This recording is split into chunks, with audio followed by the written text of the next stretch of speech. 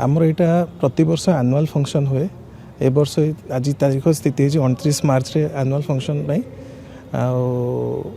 या पर आमर गोटे छोट प्ले भी हो थिएट्रिकल प्ले हो जोटि आम स्टाफ मानक नहीं छोट प्लेट होपर आमर समस्त जो जार किसी प्रतिभा अच्छी जमती गीत जमती नाच सब या भर इनक्लूड करचु आ लास्टली डिनर भी आसे तो गोटे अच्छी प्रोग्राम यहाँ आमर आज्ञा कोविड पर ठारू किछि वर्ष बंद हो जाता तापर ए फेर वर्ष 5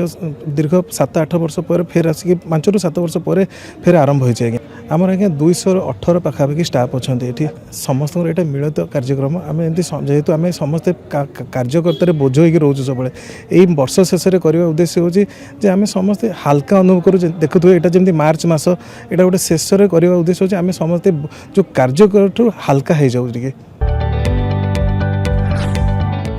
जदि आपंक आम भिडी भल लगा तेब आम चैनल को लाइक शेयर और सब्सक्राइब करने को जमा भी भूलु नहीं।